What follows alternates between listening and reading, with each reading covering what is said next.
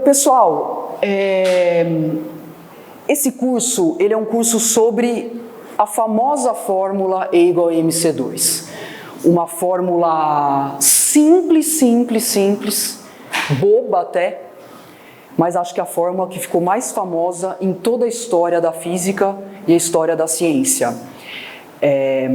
Todo mundo já viu essa fórmula, seja em outdoor, em divulgação, em livros, em camisetas. Me falaram até que se você vai na Disney, tem um brinquedo lá que está na parede de um dos brinquedos da Disney. Ou seja, é uma fórmula que ficou muito famosa. Essa fórmula também é chamada de equivalência massa-energia, justamente pelo fato de aparecer massa e energia compactadas na mesma equação. E essa fórmula, ela teve um impacto muito grande, ela representou algo muito importante no desenvolvimento da física. Foi o início de uma viagem maluca, e onde foi dar essa viagem?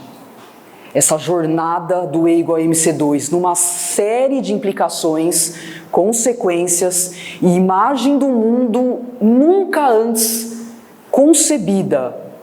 Então a quantidade de coisa que tem por trás dessa equação é um mundo assim maravilhoso. A gente vai abrir uma caixa nesse curso e falar tudo que apareceu de consequências, usos e imagem do mundo por trás dessa equação. E uma dessas imagens do mundo, resultado dessa viagem que eu falei, é, por exemplo, entender por que as estrelas brilham. Processos de reações nucleares que acontecem dentro das estrelas. A física nuclear, ela foi desenvolvida muitos anos depois dessa fórmula. Essa fórmula, ela apareceu na teoria da relatividade do Einstein. Nós vamos colocar tudo bonitinho nos slides, mas conforme eu vou falando, eu vou ficando empolgado e acabo adiantando coisas, né? Porque eu não sei se vocês já tiveram a oportunidade de escrever um texto, ou mesmo praticar, preparar uma aula. Na hora que você está dando a aula, parece que tem alguma coisa que te obriga a falar, né? E a gente acaba saindo do script. E é sempre assim. Mas nós vamos falar bastante sobre datas, tem aspectos históricos nesse curso muito bonitos. Então, uma das consequências do E igual a mc2 é o entendimento do que acontece na estrela e por que a estrela brilha. Até um físico que fez esse cálculo, é um físico alemão chamado Hans Bethe, que ele ganhou um prêmio Nobel por causa dessa conta, que ele fez a conta das reações nucleares dentro das estrelas, que hoje a gente chama de nucleossíntese estelar, o entendimento da evolução das estrelas, e ele foi o primeiro que fez esse cálculo. E diz uma história que depois que ele fez essa conta, ele estava com a esposa dele namorando, olhando para o céu, e eles estavam vendo as estrelas, e ele falou para a esposa: eu sou o único cara do mundo que sabe por que as estrelas brilham. E ele estava falando, obviamente, do cálculo que ele tinha acabado de fazer. Hoje todo mundo sabe. Quer dizer, um conhecimento bastante difundido, principalmente na física, na astrofísica e na física nuclear. Outra coisa sensacional que o E igual a mc2 permitiu e teve como implicação é o que a gente chama de o desenvolvimento da relatividade geral. Vocês vão ver que bonito, porque o E igual a mc2 é uma fórmula que foi lançada na relatividade restrita. Tem duas relatividades. A de 1905 é a restrita, a de 1915, 10 anos depois, a relatividade geral. Então, vocês vão ver nesse curso o pensamento, a estrutura do pensamento. Você vê que bonita a continuidade de pensamento e de ideia do E igual a mc2, que está na primeira relatividade do Einstein, com a segunda relatividade do Einstein, relatividade geral. Então, uma implicação muito linda do E igual a mc2 é o fato da luz, pessoal, luz, da luz ter peso, pesar, ser atraída pelo campo gravitacional. Isso é uma implicação da relatividade geral. Ou seja, todas as estrelas deformam o espaço-tempo, isso a gente vai falar bem ordenadamente, bem profundamente. E a energia, porque luz tem energia, a energia é que pesa, que é o título do curso. Não é a massa que pesa, porque luz não tem massa. É a energia que pesa. E a gente vai ver tudo isso bem detalhadinho, tijolinho por tijolinho. Nós temos bastante tempo, são 4 encontros de 2 horas. Imagina a gente ficar 8 horas só falando sobre o E igual a MC2, uma maravilha. Dá para falar muita coisa. Coisas que normalmente num curso de física ou numa aula do ensino médio, no máximo que a gente dá, eu já fui professor do ensino médio durante 20 anos. No máximo que você fica é uma aula falando da equivalência massa-energia, professor de física. Ou mesmo cursos de graduação, a gente não fica muito tempo falando, a não ser que você vá para o caminho, né, para uma especialização, e aí tem cursos de pós-graduação sobre esse assunto, aí aprofunda bastante. Então a ideia é a gente cavocar e tirar tudo que é possível das facetas, do entendimento, das implicações do E igual a MC2, que normalmente não é divulgado nos livros didáticos e muito menos na mídia, nos meios de comunicação. Tudo que a gente vê nos meios de comunicação é o aspecto da conversão massa-energia, né? É o massa que a turma fala, não é? Acho que todo mundo já ouviu falar disso. Ah, massa se converte em energia, energia se converte em massa, transformação de massa-energia. Essa é a coisa mais... é a pontinha do iceberg. Tem uma quantidade enorme de coisa para ser tirada do E igual a MC2. E é o que nós vamos discutir nesse curso. Tudo bem? Vocês querem fazer alguma pergunta? Podem, fiquem à vontade. Nós estamos gravando, a ideia é colocar no canal do... Ele perguntou se a gente vai ter acesso aos slides. A ideia é colocar no canal do Maria Antônia. Assim como os outros 2 cursos que eu dei em 2019 e 2021, tá lá no canal do YouTube. A gente vai gravar, editar, ficar bonitinho. Vocês podem acessar à vontade, tá bom? Mais perguntas? Então, se você pegar essa matemática, o E igual a MC2 é uma equação matemática, ou seja, uma linguagem matemática. Pessoal, a matemática ela é muito importante para a física. Não sei se já pararam para pensar nisso. Por quê? Por quê? A matemática é a linguagem da física. E por trás da matemática tem um caminhão de coisas. Não é só, você olha para essa equação, o que tem por trás da equação? Como que a gente pensa a física? A matemática ela é formada por símbolos e conceitos. Se você olhar aqui tem símbolos e tem 3 conceitos já nessa equação. Conceito de energia, conceito de massa e um conceito aqui que é o C. Assim, nem é muito conceito, mas é uma grandeza da natureza que representa a velocidade da luz. Uma constante. Vocês sabem quanto vale? Velocidade da luz no vácuo. A gente vai... 300 mil quilômetros por segundo. Na escola a gente usa o número em metros por segundo, que é o sistema internacional. É o 3 com 8 zeros na frente. 3 vezes 10 oitava metros por segundo. É a maior velocidade que existe. E nós vamos falar um pouquinho sobre isso e por que esse C aparece nessa equação.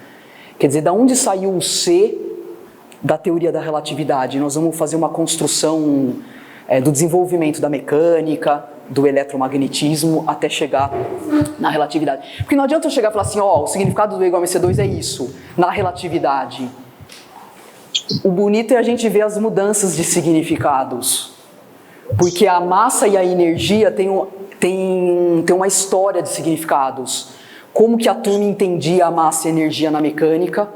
Isso 4 séculos antes, hein? Newton, 1670, considerado o pai da mecânica.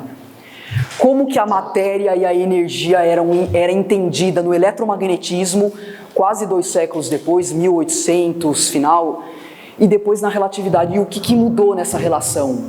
E isso que é bonito de ver, essas mudanças. Por quê? Porque a matemática, ela aponta para alguma coisa. Para onde que ela está apontando? O conhecimento, ele não se encerra na matemática. Tem coisa antes. A matemática é a expressão de um conhecimento. Que conhecimento é esse? De conceitos que trazem uma imagem da natureza, uma imagem do mundo, e nós vamos falar bastante nesse curso sobre as imagens do mundo que estão por trás do E igual a MC2, E aí quando você depois de 4 encontros, depois das 4 aulas, você vai falar, puta, opa, desculpa o palavrão. Essas partes a gente corta no vídeo.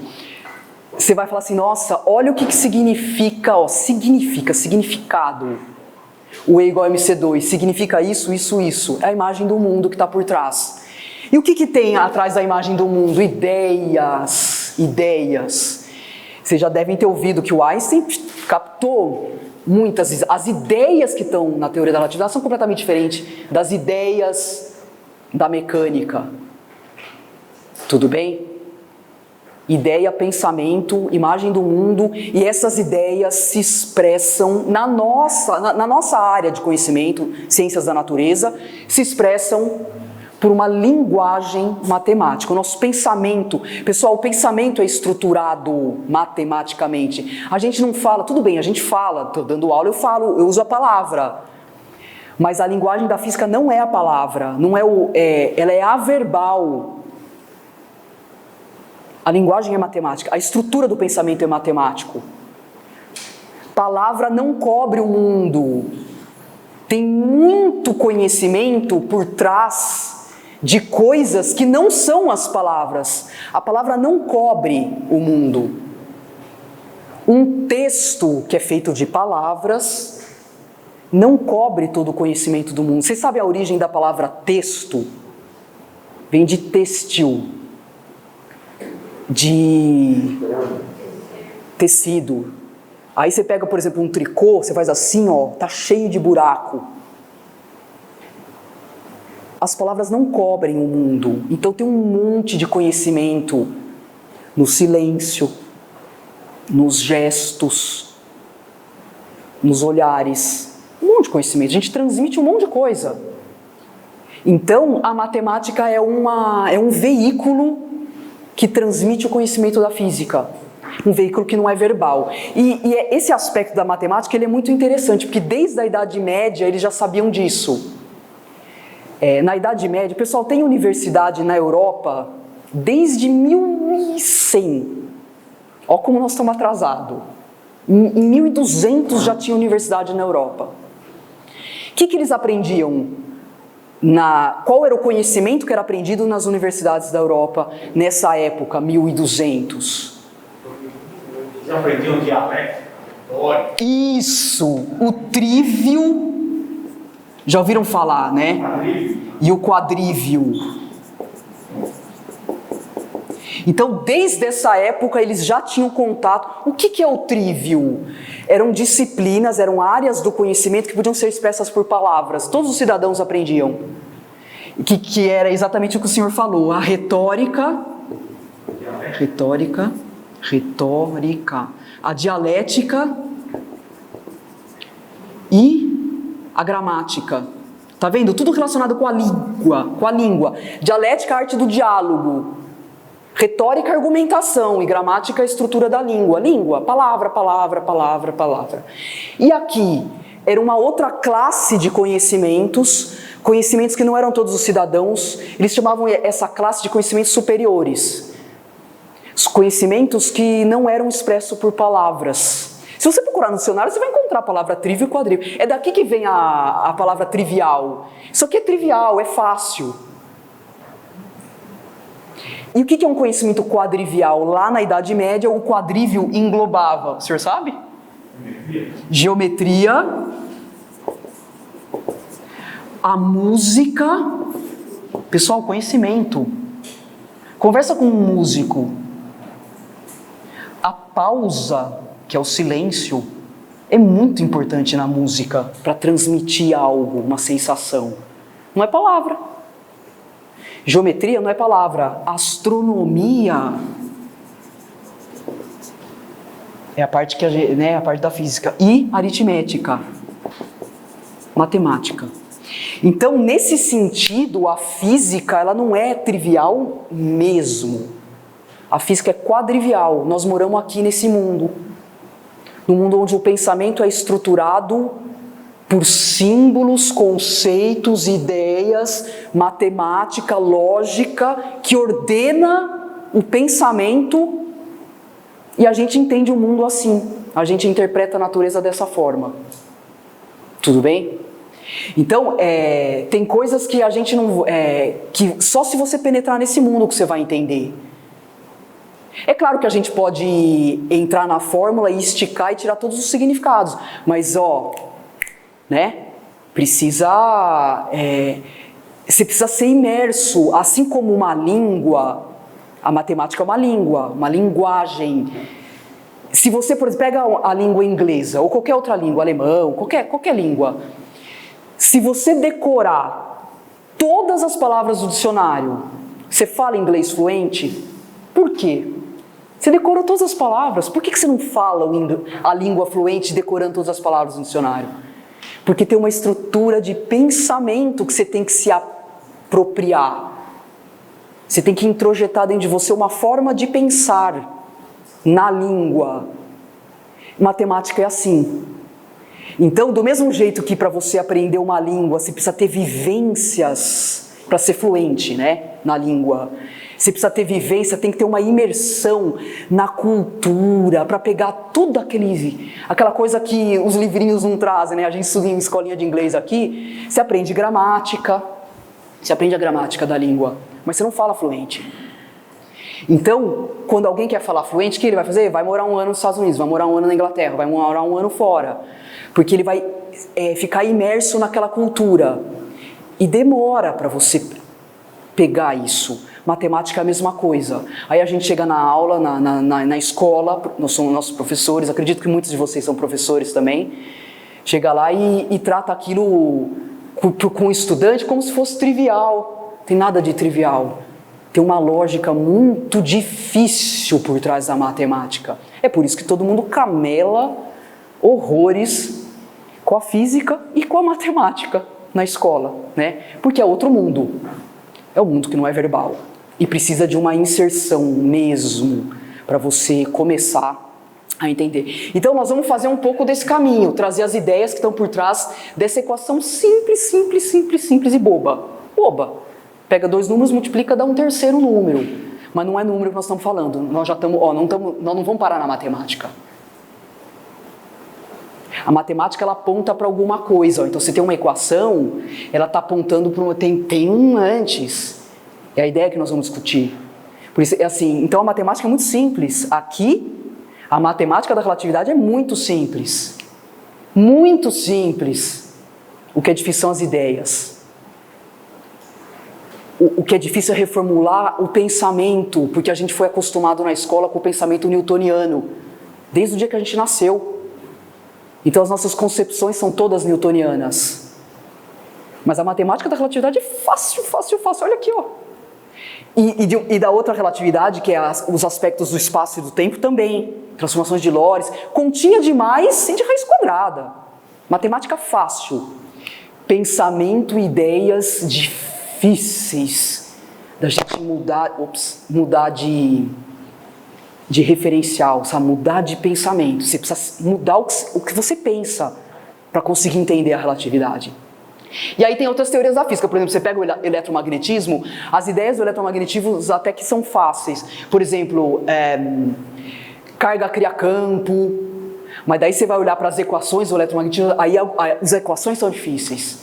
Quem estudou eletromagnetismo aqui, a nível de graduação, pega aquelas equações de Maxwell, você vê, olha que ideia simples.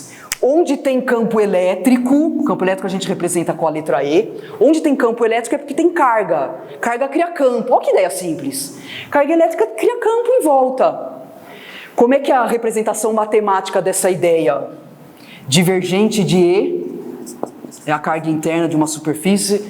Um horror. Divergente é uma ferramenta matemática que tem 3 dimensões, é um horror. Então, no eletromagnetismo é o contrário, a matemática é difícil, a ideia é simples. E na física quântica? Na física quântica é tudo difícil. Quem também teve a oportunidade de estudar física quântica num curso de graduação, a matemática é difícil, que trata com números complexos e equações diferenciais, e as ideias mais ainda. Tem até uma brincadeira na faculdade que os alunos falam, né, que física quântica você não aprende, você se acostuma.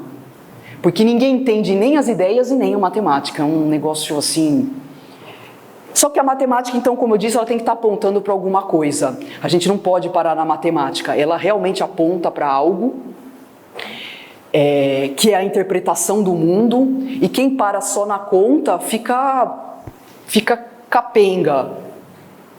Tem muito físico matemático, ou muitos físicos teóricos, ou muitos matemáticos que gostam de só fazer a conta e não querem. É uma opção, tudo bem também, mas entender o porquê, da onde veio aquilo e o que aquela matemática significa. E isso que é difícil na física quântica. Você resolve uma equação da física quântica, puta, ela funciona. Mas o que aquilo significa é também difícil. Tem também até uma outra história engraçada que a gente conta de um professor que estava dando aula de física quântica aqui na USP. Ele encheu a lousa de cálculo, conta.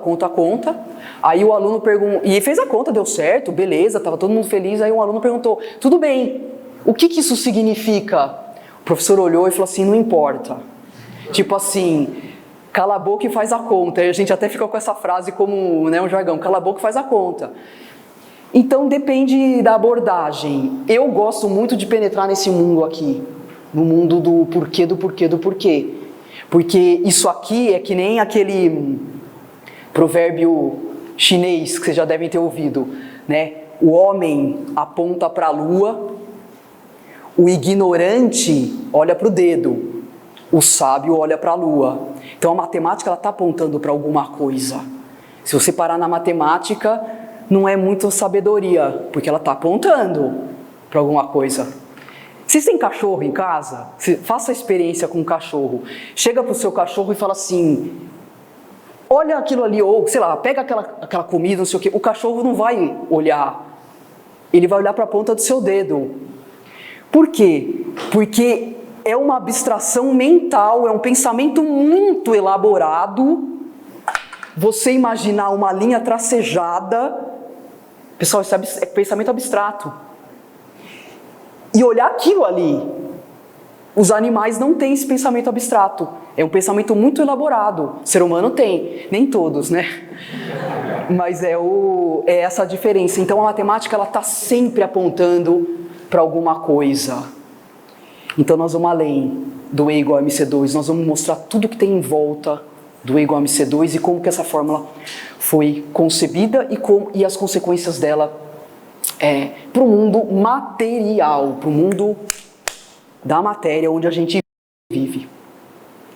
E vamos falar então de significados e contextos, porque os conceitos têm significados e os significados dependem do contexto. O conceito de massa, matéria na mecânica é um, o conceito de massa e matéria no eletromagnetismo começou a enfraquecer, e o conceito de massa e matéria na relatividade é outro. Então os conceitos, eles mudam de significado, eles são ressignificados ao longo do desenvolvimento da física e do pensamento físico. Tudo bem? E nós vamos passar então por tudo isso daí. Querem perguntar alguma coisa?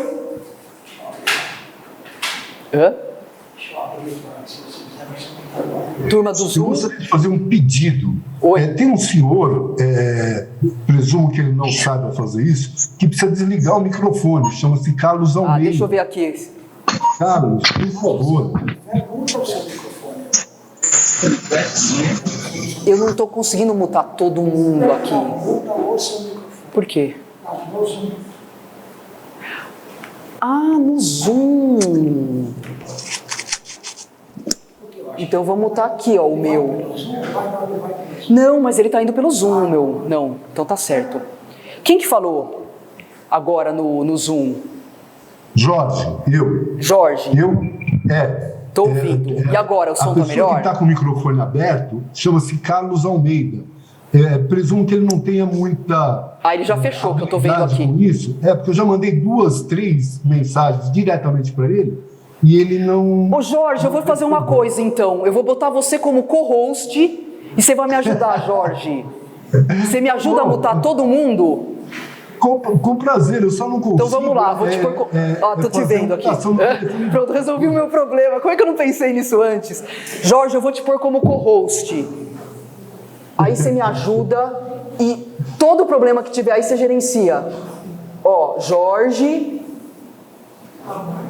make co-host. Pronto, pode ver, eu já te dei um poder agora, hein, Jorge? Tá bom, professor. Agora você já pode me ajudar, tá bom? Desculpas, mas... Imagina, eu que agradeço. Desculpa não ter percebido isso antes. Tá ótimo. Tá bom? Porque a sua exposição está excepcional e acaba sendo atrapalhada. Não, vamos lá. Como? Para poder aparecer aqui, né? Eu tenho medo de desmontar essa lousa. Melhorou? Tá bom. Para pegar a tela inteira, né? Tá bom. Então vamos lá, pessoal. Eu tenho que pôr o mouse aqui em cima da tela para ele funcionar.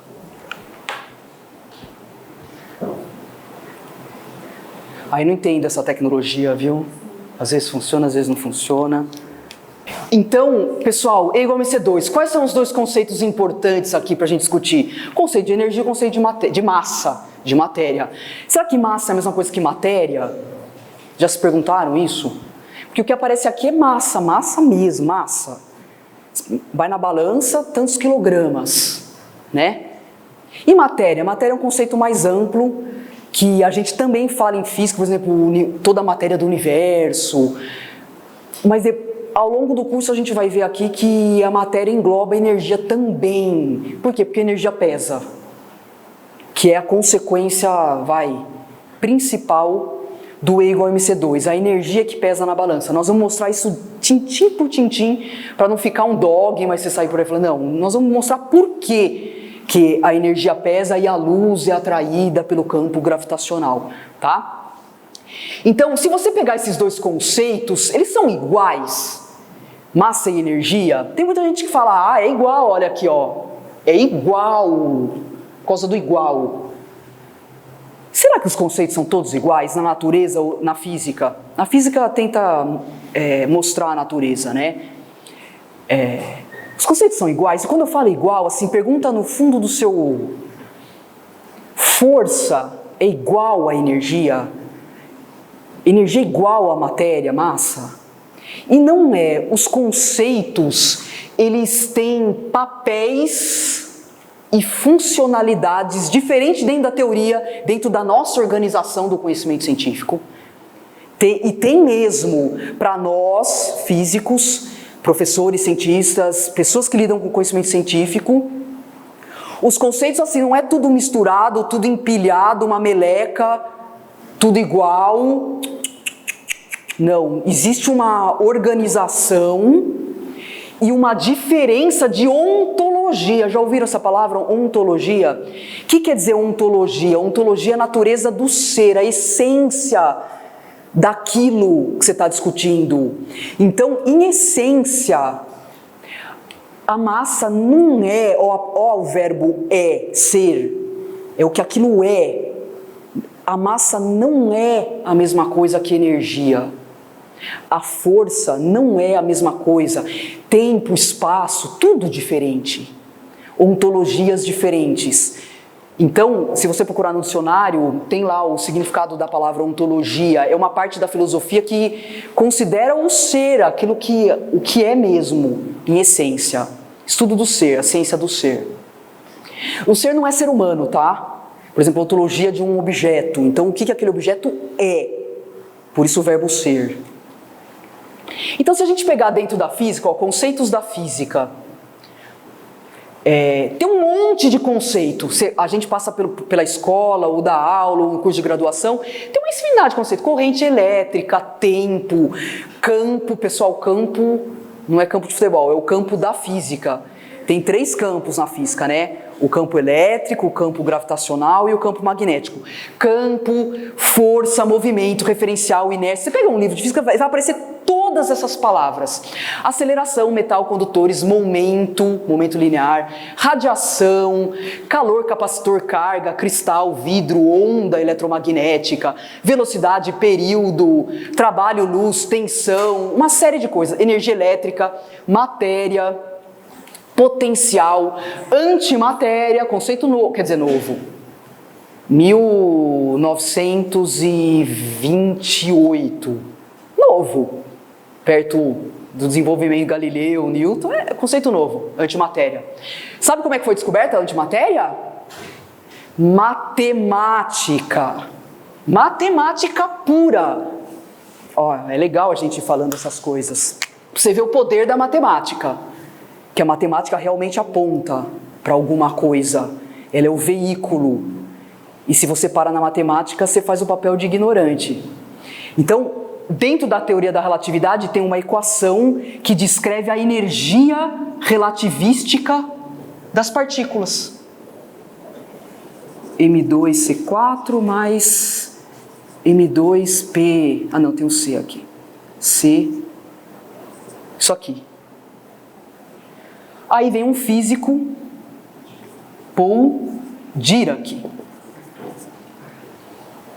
olhando para essa fórmula, olhando a energia das partículas. Eles já estavam desenvolvendo a física de partículas. 1900, um tempão, 23 anos depois do E igual a MC2. 23 anos depois. Aliás, o E igual a MC2, a fórmula do Einstein, foi concebida em 1905, demorou quase 20 anos para ela começar a ser incorporada na física. Por quê? Porque naquela época, eles não sabiam nada de física de partículas. A física nuclear começou a ser desenvolvida na década de 20, 30, a física de partículas. Então, em 1905, não sabiam nada. Só conheciam um elétron, um próton. Por isso que o Einstein demorou tanto tempo para ganhar um prêmio Nobel. Porque não tinha aplicações da teoria da relatividade imediatas. Dilatação do tempo, contração do espaço, só para velocidades relativísticas. Aqui na Terra, o seu carro pode ser o mais potente que for, velocidade não chega nem perto da velocidade relativística. Não tem efeitos do espaço e do tempo. Equivalência à massa-energia, não conheciam as partículas. Depois do desenvolvimento da física nuclear, da física de partículas, se tornou imprescindível o uso do E igual a MC2 dentro da física. E aí esse físico, Paul Dirac, em 1928, analisando essa equação dentro da física de partículas, ele falou assim, energia ao quadrado, quando você tira a raiz quadrada, a solução dessa equação, raiz quadrada, né? Quando você tira a raiz quadrada, qual que é a resposta? Por exemplo, você faz assim, x ao quadrado é igual a 4. Isso, raiz quadrada de 4, só que tem uma solução positiva e uma solução negativa. O cara ficou falando assim, nossa, tem duas soluções essa energia. Pessoal, você pode pensar na coisa mais absurda do mundo, você não vai pensar no conceito de antimatéria. Você pode está totalmente alucinado, você não vai pensar o que ele pensou. Pensamento, tá vendo? Ele falou assim, bom, se tem duas soluções, deve existir uma partícula com as mesmas características, com energia contrária, energia negativa. Aí ele nasceu o conceito de antimatéria. Nasceu, teoricamente, previsão teórica. A matemática apontou. Previsão, a matemática é preditiva.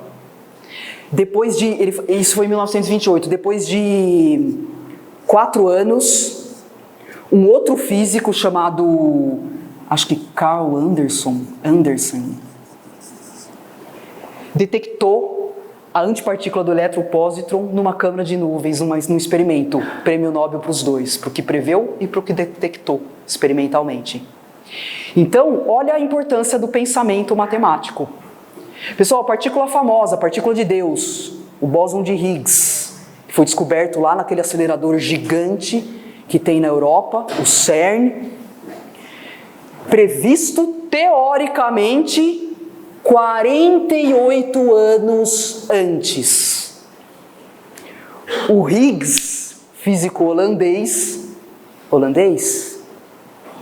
inglês, o amigo dele era holandês, os dois ganharam, os dois que fizeram a conta. O Higgs, um físico inglês, fez os cálculos, previu a existência da partícula de Deus, o bóson de Higgs, 48 anos antes. Foi descoberto em 2000 12, faz a conta, menos 48, ele tinha 35 anos, aí passou a vida dele,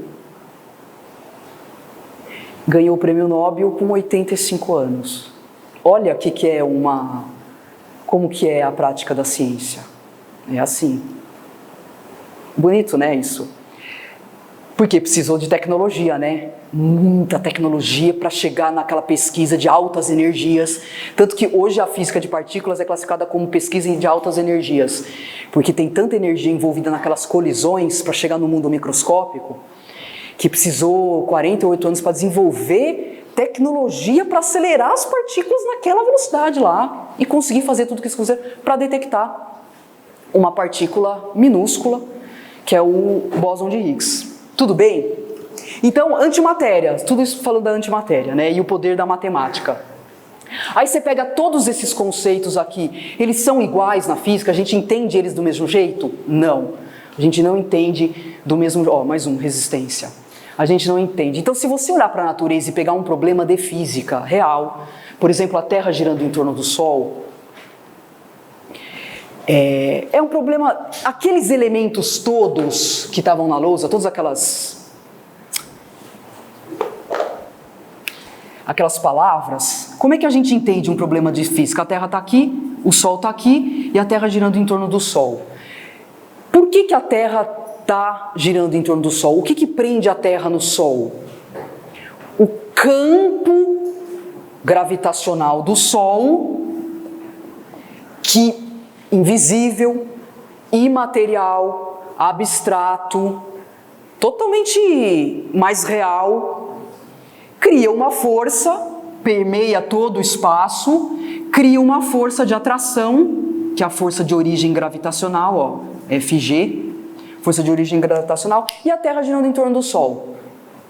E de todos os elementos que tem, daqueles que eu coloquei no slide, a força gravitacional, o que aparece num problema de física? Como é que a gente entende essa organização do pensamento físico?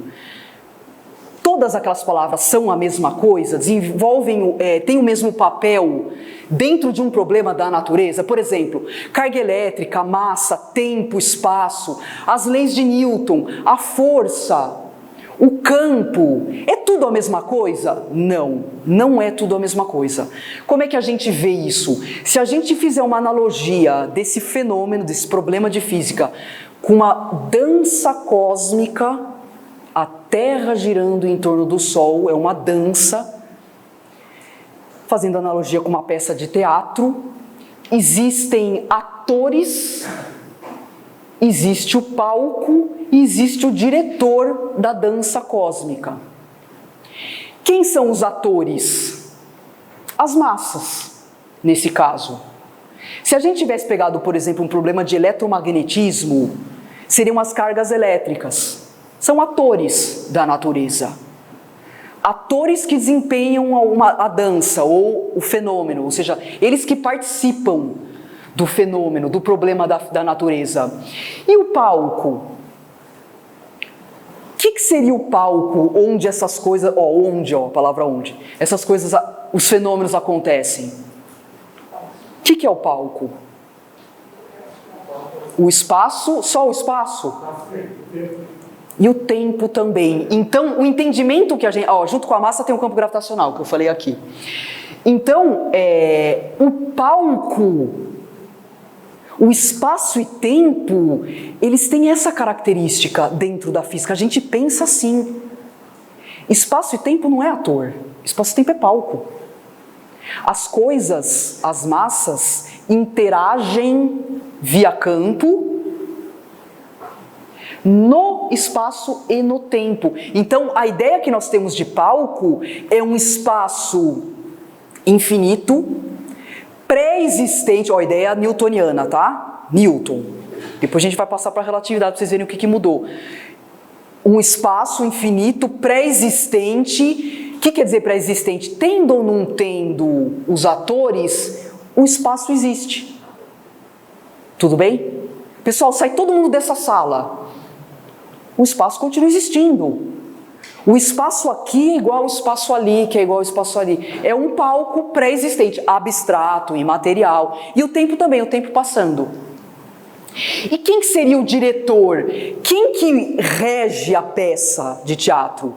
Quem que manda na Terra fazer uma órbita elíptica e não uma órbita quadrada? Quem que dita? O diretor. Quem que faz isso? Hã? O que da física? As leis, a lei. Então, o papel de uma lei não é palco e não é ator. A lei é o que manda. As leis dinâmicas, que no caso da mecânica é o F é igual a ma. Lembra a segunda lei de Newton? A gente aprende na escola, né? F é igual a ma, que diz que a Terra faz uma órbita do jeito que ela faz. E resolver o problema da Terra significa descrever a trajetória da Terra. Isso resolveu o problema da física.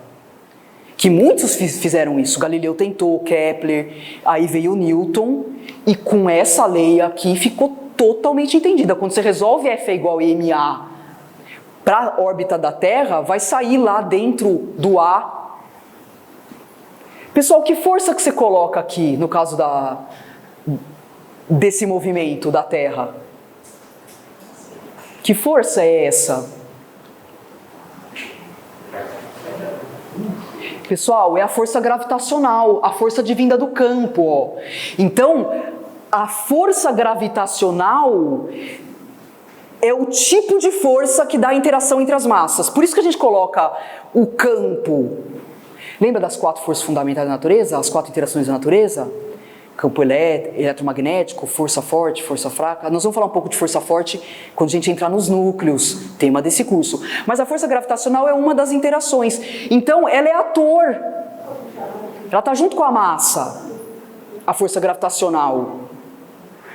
Aí você veste esta equação, que é a lei, com a força gravitacional, vira a manivela matemática. E o que dá como resposta, pessoal? A trajetória.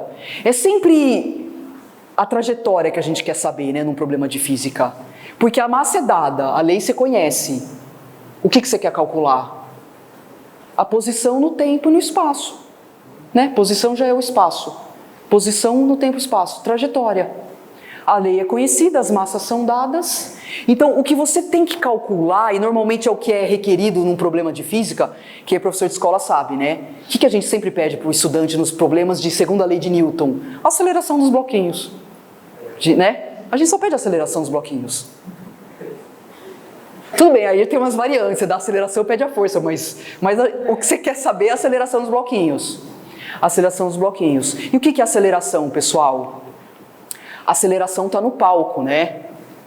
Deixa eu pôr aqui. Se você olhar para essas duas forças, a força que está no diretor e a força que está no ator, ou seja, a força de origem gravitacional, elas são iguais.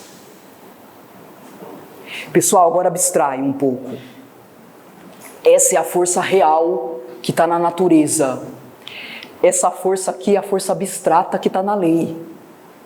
Você veste a força abstrata com a força real que está na natureza. Esse F aqui ele pode ser incorporado, ele pode ser vestido com qualquer força. Se for, por exemplo, o átomo, o elétron girando em torno do próton, o que vai mudar aqui nesse quadro? O raciocínio e a organização é idêntico, igual. Aqui vai ter carga elétrica, aqui vai ser campo elétrico, e aqui vai ser a força elétrica, a força de Coulomb. E você também usa a lei de Newton para resolver a trajetória do elétron. Isso na física clássica. Quando você vai para a física quântica, você não usa mais a lei de Newton, por isso que o quadro não é... Então essa organização é o pensamento clássico. Como que a gente concebe o espaço, o tempo e a matéria. Pessoal, matéria para nós na mecânica clássica está aqui, ó. Massa está aqui para ser ator. Aí nós vamos mostrar o que vai acontecer com a relatividade. Qual a ideia que o Einstein colocou sobre matéria, que não é ator na relatividade. Ele vai bagunçar tudo isso daqui. Isso é o que a gente sabe bem, né? É a mecânica newtoniana. Desce redondo. Então, qual que é a diferença entre essas forças? Essa aqui é a força real. Essa é um ente abstrato que você veste. E tem um significado mais profundo, porque essa força aqui, ela é diretor. O que isso quer dizer? Quer dizer que essa força está dizendo o que a massa faz. A massa vai ter uma trajetória tal. Quando você resolve essa equação, você dá a trajetória elíptica de resultado. Aqui dentro da aceleração, já vou falar como. Então, essa força diz o que a massa faz. E essa força, essa expressão diz de onde vem a força. A força vem da interação entre duas massas. Então, aqui é a origem da força e aqui é o que a força faz. São diferenças ontológicas também, Aqui, essa expressão diz o que a força faz e essa expressão diz de onde a força vem. A força vem. Então, olha a perfeição das ideias da mecânica, que estrutura a teoria da mecânica. O Newton, ele concebeu tudo isso daqui. As leis da dinâmica, que são as 3 leis de Newton, mais a lei da gravitação. Ele foi completo. Ele falou de onde a força vem da atração gravitacional, atração entre corpos, e ele falou o que a força faz. A força causa aceleração. Tudo bem?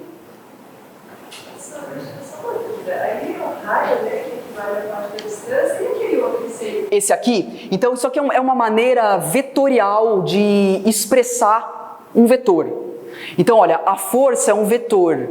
Se eu colocar só essa expressão aqui, é só o módulo da força. Para ficar vetor com vetor, eu coloco um versor, que isso aqui indica a direção da força. A direção da força gravitacional é a direção do raio, do versor R, direção do raio aqui, do raio da trajetória. É uma linguagem, você vê, matemática, é uma linguagem, é um chapéu, é um versor. Qual a diferença de vetor e versor? Isso aqui ele só diz a direção. Então, o vetor R, por exemplo, se eu faço um vetor aqui, um vetor R, ele tem um módulo, sei lá, de 10 unidades na direção do versor R. É uma direçãozinha imaginária. Não é spin. Não é spin. Spin, tô longe disso. É uma linguagem, tá? É uma maneira de representar a direção dos vetores. É o versor. Só para ficar rigorosamente... Pessoal, mais um exemplo disso, só para a gente esticar um pouco. Campo gravitacional, esse cara aqui, o G, quanto que ele vale? Aqui na Terra, vocês sabem de cor? 10, né? 9,2, 10. Então, o G é um campo, ele é vetor. Por que ele é vetor? Porque ele tem módulo, direção e sentido, ele tem 3 características. Se eu simplesmente escrever assim, G igual a 10, matematicamente essa equação está errada. Por quê? Porque do lado esquerdo tem um vetor e do lado direito tem um número. Então você não pode dizer que um vetor é igual a um número, porque número é escalar. Então tem que complementar aqui com a direção da gravidade. Qual a direção da gravidade? Radial. Na verdade é negativo, né? Mas tudo bem. Direção do raio da Terra. Tá? Só para ficar matematicamente compatível. Olha o significado, é linguagem, você vê? Significado. A matemática, assim, você tem que costurar o significado nos símbolos. Se eu coloco um símbolo assim, um símbolo qualquer, assim, você não sabe o que significa. Então eu preciso costurar um significado aqui. Tem que ter um discurso. Costurar o significado no símbolo matemático. Estamos falando da parte dos portugueses, não querendo muito atrapalhar nessa aula, mas na parte de educação mesmo, adotou-se conversão. Eu não consigo ouvir direito o que você fala. Se você puder tirar a máscara. Isso, obrigada. Eu acho que é o foco na máscara mesmo. Você quer falar no microfone?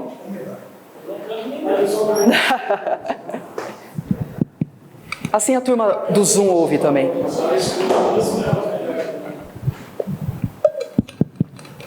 Alô, alô?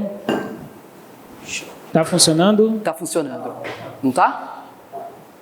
Então, uma questão. Quanto à educação, convencionou-se o uso de 10 unidades, embora nos cursinhos, como você mesmo acabou de dizer, indo nos porquês, nós temos sempre por aproximação em cálculos, para facilitar mesmo em razão de contas, em praticidade, do 9,81 para 10. Mas sempre foi realmente uma dúvida, então, complementando o que você disse, o porquê mesmo do uso, a associação ao número, realmente brilhante pela dedução, porque você colocou para 9,81, você colocou 10 e era sempre uma dúvida minha mesmo. A gente colocava o vetor direcional igual a um número. E realmente, tá errado, né? Tá e errado. sempre deixava então em função de 10, mas falava qualquer coisa quanto a isso e se dizia apenas, por aproximação. E a aproximação, ela, na verdade, é só por uma simplificação de cálculo, não é por uma razão mesmo matemática, né? Eu acho é uma que não. convenção Mas, assim, na educação, quando um físico faz um cálculo, ou um engenheiro pode aproximar alguma coisa? Não. Na escola a gente aproxima, porque o que o estudante precisa aprender não é a conta em si, é todo o raciocínio da física. Agora, o engenheiro não aproxima nada. Se ele aproximar alguns milímetros, por exemplo, num problema de dilatação, ele jogou fora a dilatação. Não dá para aproximar na vida real. De fato. Então, é só uma maneira de... Você trabalha com margem de erro, e margem de erro tem que ser o mínimo Tanto que possível. quando você entra numa faculdade de qualquer ciências exatas, seja engenharia, seja física, matemática, já no primeiro ano, né, o Kaique deve lembrar, ele está fazendo física, já no primeiro ano você vai para o laboratório teoria de erros. Todas aquelas coisas de desvio padrão, tudo a gente não pode abreviar nada, aproximar nada. Só por curiosidade. Na física nuclear, eu não trouxe meu livrinho, vou trazer a partir da semana que vem, preciso lembrar. Um livrinho que tem todos os dados da física nuclear, das partículas. Os caras fazem experimento lá nos aceleradores e eles colocam a massa das partículas. Gente, massa de partícula é da ordem de 10 a menos 30.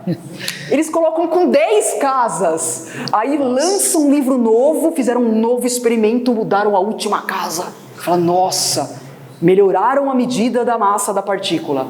É assim, física experimental. Só uma pergunta. A gente vai ver um monte disso nas próximas aulas. Ele está fazendo a parte de física, não é? Física. Tá. Com qual margem de erro que vocês trabalham? Quanto que mais ou menos é aceitável? Então, é até interessante. Quando eu estava fazendo o primeiro semestre tem uma parte que a gente mede o valor da gravidade. Aqui. A gente... Por exemplo, pelo menos o meu grupo, né? Quando eu estava fazendo experimento, eu esperava um valor próximo de pelo menos 9,81. Só que a gente obteve, se eu não me engano, 9,79. Eu também tive 9,7 quando eu fiz. Aí no segundo semestre entrou na teoria de erro o teste Z, que é para você comparar se a sua medida está boa, se está próxima de um valor aceitável. E tem o IAG, né, que é o Instituto de Astronomia da USP, e o valor dele de referência é 9,78981, alguma coisa assim. Então é realmente muito longe o que a gente usa no ensino médio para comparar. Porém, para facilitar as contas, é muito bom, né? Se fosse 10, seria ótimo. Não, e tem um detalhe também, a gravidade ao longo da superfície do planeta ela não é constante, ela não é constante porque a Terra não é uma esfera perfeita, ela é achatada nos polos. Então, se você pegar, por exemplo, a expressão teórica do G... Pessoal, onde está o G aqui? Se aqui fosse uma luz, eu já ia pintar aqui, não posso, a parede. Onde está o G aqui? Força gravitacional, ó. Agora eu vou escrever em módulo, então não vou pôr a flecha e não vou pôr o versor. Onde está o G aqui? O campo gravitacional. Está aqui, ó. G. Então, na superfície da Terra, essa força de origem gravitacional a gente chama de força peso. Peso é igual a mg. Está aqui. Então, do que depende o G? Do raio da Terra. Do raio da Terra. E a Terra não é uma esfera perfeita. Então, tem lugares que ela está... Então, o G não é constante. ao longo da Terra. Fazendo também uma aproximação com Terra, né? Para nós, por exemplo, para quem está na escola, não é isso que importa, é fazer conta. Quer ver o que importa? A gente vai falar um pouco disso agora.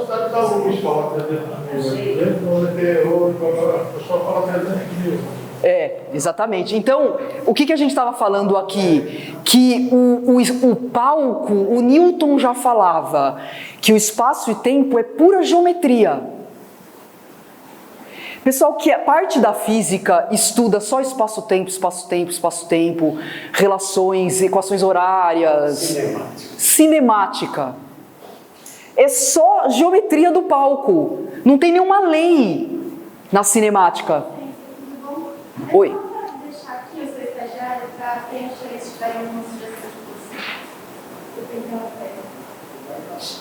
É porque todo mundo por nome? Só para colocar o nome, e-mail e sugestão de curso que vocês tá bom. Vai passando. Só isso. Então,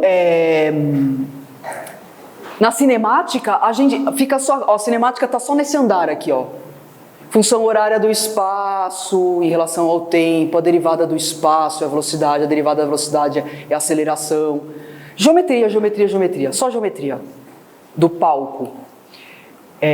E aí, então se você pegar, por exemplo, o que eu estava dizendo, quando você vai resolver um problema de física, o que você quer calcular é sempre a equação da trajetória, que está aqui, ó. É sempre o palco que você calcula. A geometria do palco. Por quê? Porque a aceleração é a variação da velocidade, a velocidade é a variação do espaço, está tudo aqui dentro, ó. Você calcula a aceleração, mas está tudo aqui dentro do palco. Então o resultado, a resposta do problema é a geometria do palco. Você quer saber a trajetória da Terra, a posição da Terra, os dias do ano, tempo e espaço. Trajetória da Terra. Não tem mais nada que você precisa saber para descrever o movimento da Terra. E quando você resolve essa equação, isso aqui é uma equação diferencial, na escola a gente não resolve, porque quando você pega aqui, ó, a aceleração da Terra e coloca essa força, a aceleração é a derivada do espaço, d2s dt2, você deriva duas vezes o espaço, e a gente não faz equações diferenciais na escola. Mas já no primeiro, segundo ano de faculdade, você resolve essa equaçãozinha aqui, que é a segunda lei de Newton, com uma ferramenta matemática chamada equação diferencial com derivadas, e você vai ter uma equação da trajetória. Sabe qual que é o resultado dessa equação? Um x variando em função de y, um y variando em função de x, que dá a equação de uma elipse. Elipse.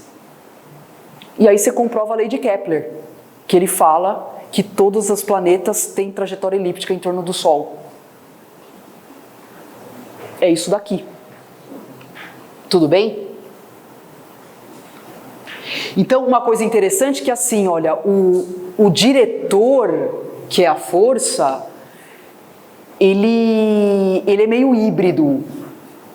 Ele mistura o ator com o palco. Tudo bem? Ele mistura. Ele pega um ator e fala o que acontece com o ator no palco. Esse é o papel das leis dentro da física. Então percebe que hoje, por exemplo, quando a gente fala massa é ator, não tem conversa. Espaço é tempo. Espaço é palco. Tempo, espaço é palco. Então a gente sabe, essa é a ontologia que está por trás. Massa é ator. Força depende. Se for a força de origem de campo, ela é ator também, porque ela nasce no campo. Ela nasce da interação entre as massas, então ela é ator. Se for a força da lei de Newton, ela é diretor. Então essa é a diferença de ontologia. Aí todas aquelas palavras que eu pus naquele slide, todas, elas se encaixam nessa estrutura. Só que é uma estrutura de pensamento. Ela se encaixa aqui, todas. Fala, o que é período então? Período é tempo, palco. O que é frequência? Frequência é o inverso do tempo, palco. O que é onda eletromagnética? Campo. Campo está aqui. Ó, se for o eletromagnetismo, aqui entra a carga elétrica como ator. Carga elétrica e o campo eletromagnético. Onda, ator, campo. Inércia, propriedade do ator. Propriedade da massa. Vou falar da inércia aqui. Ah, vai mudar tudo na relatividade. Nós vamos falar. Percebe? O que mais que eu pus lá no slide? Força, tá por aqui. Leis, diretor. Temperatura. Agitação térmica. Ah, falta uma palavra que nós vamos colocar agora, que tem a ver com a temperatura. Quem falou temperatura? Agitação térmica, energia. Onde a gente coloca energia aqui? Vamos passar para frente. Onde a gente coloca energia nesse quadro? Agora nós vamos começar a falar da energia. Ó, a massa está aqui, ó. Massa é ator. Vamos localizar a energia nessa estrutura de pensamento. Mas antes, rapidinho, o que eu estava falando das leis, já antecipei. Na escola, como é que a gente vê essa estrutura de pensamento na escola? Aí você fala, nossa, que chatice, eu tenho que ficar dando aula de bloquinho. Pois é, resolvendo segundo a lei de Newton, né? No segundo ano do ensino médio, você fica 3 meses só fazendo bloquinho com rodana, plano inclinado, rodana daqui, puxa de lá, 3 bloquinhos com fio, faz todos os tipos de bloquinho. Pra que isso? Não serve pra nada? Serve sim. Você está introjetando prática, na prática do estudante, esses 3 elementos, que é o mesmo problema da Terra e do Sol. É o mesmo problema. Tem o palco, tem o diretor e tem o ator. O que é dado? A massa. O enunciado do exercício da prova, né? A massa. Aí você sabe que tem um campo e se aplica a força-peso. Pessoal, a força-peso é a mesma força gravitacional, é a própria. Ator. Aí o que você pede? O professor pede a aceleração. Calcule a aceleração do bloquinho. É o que, no item A, né? Normalmente o item B é uma coisinha diferente, assim, tipo velocidade final. Aí você pega Torricelli e pronto, acabou o exercício, né? Mas o que interessa mesmo é isso aqui. Onde está a aceleração? Aqui, ó, no palco. E a lei é dada, aplicação da lei. É isso que a gente faz na escola. Aí você vai para o eletromagnetismo, problema de carga de átomo. O átomo é igualzinho. O átomo é igual aqui, ó. Você só troca a força gravitacional pela força de Coulomb, força elétrica. Você só troca o campo G pelo campo E, campo elétrico. E usa a lei de Newton também, para achar a órbita do elétron em torno do próton, né? É uma estrutura de pensamento que a gente chama de universo físico clássico. Próxima vez eu vou... Vocês sabem se eu consigo tirar esse negocinho daqui? Do zoom? Da projeção?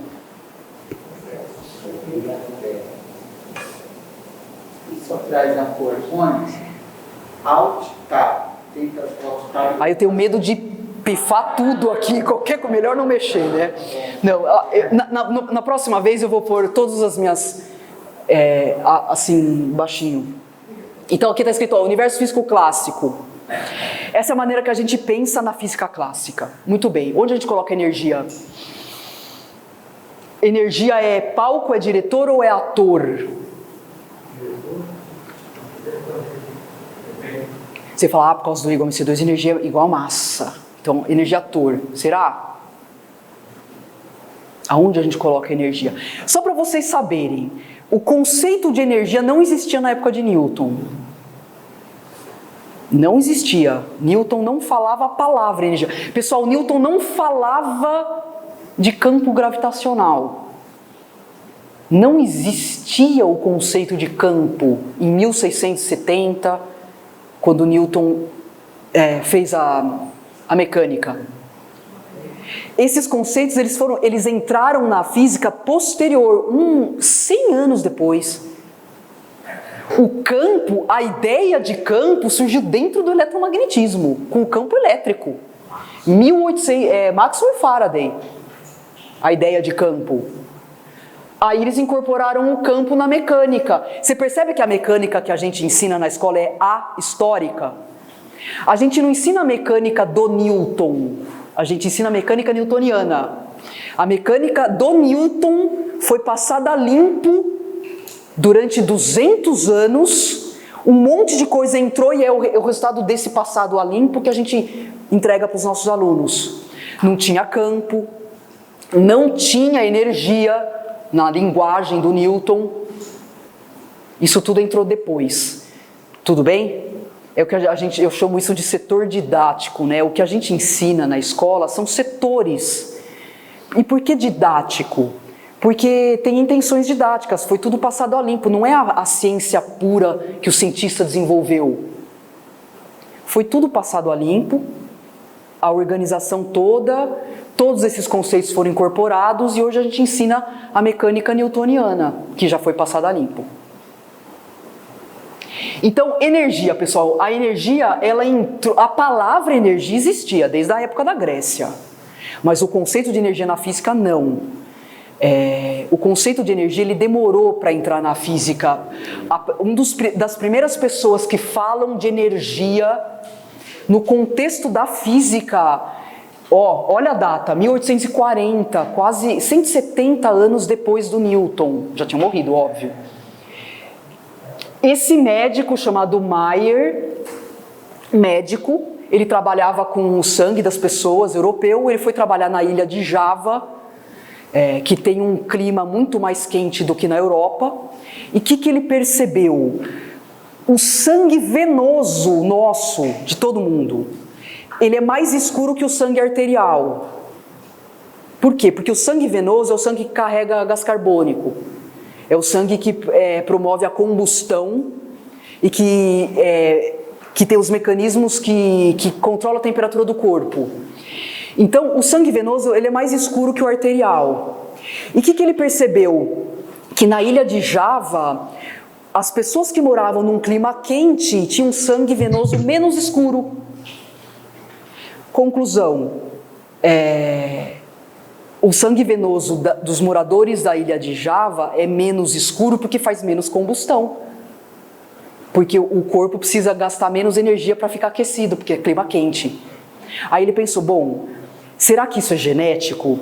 Daí ele observou que não era genético, porque aí ele pegou um europeu que morava na ilha de Java e ele percebeu que o sangue venoso na ilha de Java era menos escuro mesmo. E ele foi além dessa análise. Ele também percebeu que trabalhadores braçais, que têm esforço físico, mesmo na ilha de Java, também tinham o sangue mais escuro, comparado com pessoas que não têm um trabalho físico. Aí começou a ideia de associar, esse é um artigo super legal para quem gosta de história, para ler, do Roberto Martins da Unicamp, que ele conta essa história que eu falei sobre os primeiros trabalhos de Mayer e Joule, quando concebeu a ideia... deixa eu voltar, vocês querem copiar o título? Mayer e a conservação da energia. É o Roberto Martins. Então, o Mayer foi o primeiro cara que associou o conceito de trabalho, pessoal, trabalho, esforço físico, calor, combustão, e aí começou a ir para o lado da energia, 1840. Aí depois de uns 30 anos, a energia se fixou dentro da ciência e entrou com tudo na termodinâmica, segundo a Revolução Industrial, máquinas térmicas. Então, a entrada do conceito de energia pela física foi pela termodinâmica. E hoje o conceito de energia está em todas as áreas, na gravitação, no eletromagnetismo, na física nuclear, na física de partículas, na física quântica.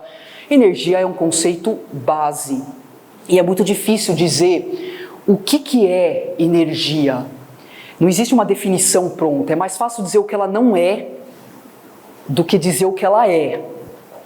Então, o que a gente observa dentro da ciência, dentro da natureza? Que a energia ela não é substância. Por que ela não é substância? Ela não tem uma existência absoluta. É assim, Pessoal, essa caneta, ela tem energia cinética? Estou andando com ela. Tem energia cinética? Tem? Para vocês, para mim não. Por quê? Porque a energia cinética depende da velocidade. Então a energia não existe absolutamente, então ela não é substância. Porque se tem energia cinética para você e para mim não tem, não tem. Então ela não pode ser ator. Porque a massa existe, né? A massa é um ente que existe. Energia não é ator, porque ela depende do referencial. Então ela não é substância, ela não ocupa lugar no espaço. E ao contrário do que diz a propaganda, é uma brincadeirinha. Açúcar não é energia. Brincadeira. Então, se ela depende do referencial, ela não pode ser ator. A gente não vai localizar a energia junto com a massa lá nos atores, porque ela não é substância. Ela não existe de maneira absoluta, tá? Mais importante definir energia é saber que tem algo que é importantíssimo, que é uma lei de conservação de energia. A energia é algo que a gente não sabe definir, mas é algo super importante na natureza que se conserva. Percebe? Como é que as coisas existem dentro da ciência? A energia existe e se conserva, ou ela só existe porque se conserva? Existe e se conserva. Na nossa organização do conhecimento, ela só existe porque a gente sabe que se algo se conserva. Porque se não se conservasse e não tivesse importância, a gente não ia saber que tem algo ali que se conserva. Percebe? Quer ver outra coisa? Isso é muito interessante, percebe? Então a gente está falando de coisas super abstratas e como que o pensamento organiza os conceitos. Pensa naquela sequência: ideia, imagem do mundo, os conceitos são criados.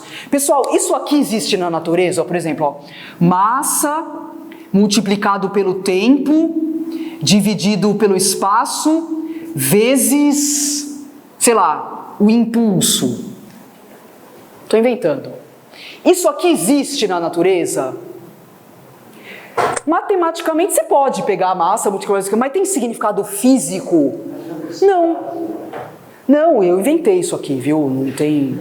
Deu alguma coisa? Pode ser que tenha dado e eu não percebi. Não, eu quis que não desse nada. Peraí, deixa eu apagar.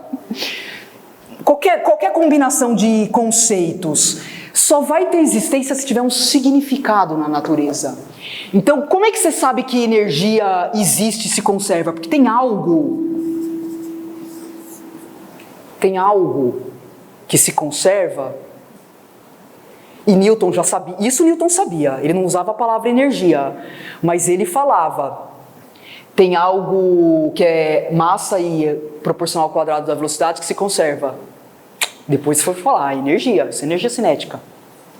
Na verdade, quem falava do mv quadrado era o Leibniz. O Newton falava que tinha outra coisa que se conserva. O que mais que se conserva na natureza? Momento. São as duas grandes leis de conservação da mecânica. Conservação da energia e conservação do momento. O que é o momento? mv, produto entre massa e velocidade. Então, o Newton falava que essa coisa, m vezes v, se conservava. Ele até chamava de quantidade de movimento. E o Leibniz falava que não, Newton, você está errado. O que se conserva é algo proporcional ao quadrado da velocidade. Brigaram. Os dois morreram e o embate não foi solucionado. Ele falava que era mv que se conservava e o Leibniz não, é mv quadrado que se conservava. Só depois de 100 anos que o D'Alembert mostrou que os dois se conservam. Os dois estavam certos. Só que é engraçado porque nessa época teve um debate fervoroso entre os dois e o Leibniz era rival do Newton. Ele publicou um artigo e o título do artigo era assim, sobre o erro memorável do Newton e Descartes e dos outros. Quer dizer, imagina, você põe no título do artigo o erro do outro, né? Era um debate da época. Eles não sabiam que era energia, não sabiam que era quantidade de movimento. Hoje, a gente sabe que a energia se conserva, e isso é uma das grandes... a lei de conservação, que... Lei de conservação não é uma lei, assim, que você prova, você constata. Tudo bem? Eles sabiam que se conservava, mas ninguém conseguia provar. Por exemplo, carga elétrica se conserva. Quantidade de movimento se conserva. Energia se conserva na natureza. Porque até olha que tardio. Até 1918 ninguém sabia por que se conservava. Sabia que se conservava, mas não o porquê. Até que veio uma matemática chamada Emmy Noether, 1918. 1918 já tinha relatividade geral, hein? Pós-Einstein. Muito tempo depois do Newton. Que ela, com um teorema, mostra matematicamente por que a energia se conserva e por que o momento se conserva. E é um teorema lindo. Por quê? Porque ele traduz algo muito belo da natureza. Qual que é a ideia que está por trás desse teorema? Sempre que você tiver uma simetria na natureza, alguma coisa se conserva. E simetria, eu fico até assim, arrepiada. Quando a gente fala em simetria, é assim, aquela coisa, sabe, a perfeição da natureza, alguma coisa que é harmônica, que é simétrica, que sempre que tiver uma simetria, algum conceito se conserva. E o teorema é como se fosse uma máquina matemática. Uma máquina, que nem uma função, né? É uma máquina, Tem aqui o teorema de Noether, que é uma máquina. Você coloca aqui o que é simétrico, gira a manivela matemática, o que sai da máquina? O algo que se conserva. Matemática pura. Você coloca lá a simetria de não sei o que, sai o que é... Oi. Queria ver mais ou menos a consequência do Bonatti, esse conceito? Não. É um teorema bastante complicado, assim, mas hoje ele é muito bem conhecido e é ele que explica as duas conservações da natureza que a gente mais se pauta para resolver todos os problemas. Se você está com dúvida de alguma coisa, se fixa nas leis de conservação, que é o que tem de mais certeza em tudo. Se você está em dúvida de alguma lei, a energia tem que se conservar num processo. Você está em dúvida de alguma coisa, o momento tem que se conservar em qualquer processo. Então, é as leis da conservação. E no caso aqui, o que é simétrico que dá como resultado a conservação da energia? Pessoal, pasmem, é a uniformidade do tempo. É como tem... Olha que coisa louca, se você pensar assim, como o tempo passa, que é uniforme, essa uniformidade do tempo representa uma simetria, o tempo sempre passa do mesmo jeito. Hoje, amanhã, há 1000 anos atrás e daqui 1000 anos. Apesar que tem umas controvérsias, né? Mas estou brincando. Na física, o tempo sempre passa. O tempo, para Galileu, passava sempre do mesmo jeito que ele passa hoje. Então, essa uniformidade do tempo dá como resultado a conservação da energia. Então, hoje você já pode dizer, a energia se conserva porque o tempo é uniforme. É por isso. Essa é a explicação. E é bem interessante você pensar. Porque, um minutinho só. Porque o tempo representa a mudança. E a energia se conserva, ou seja, ela é imune ao tempo. Espera aí. Ela é imune ao tempo, ou seja, ela não muda. Então parece que tem uma complementaridade estranha e misteriosa entre o tempo e a energia. Um antagonismo. Pode falar. A energia existe por si só? Não. Então, nesse conceito que eu falei, de que ela depende do referencial, não. Então, a mesma coisa que eu falo, por exemplo, a soma conserva. Isso. Então, se é zero, para mim, ela vai ser sempre zero. A soma só existe quando existe uma interação entre fatores.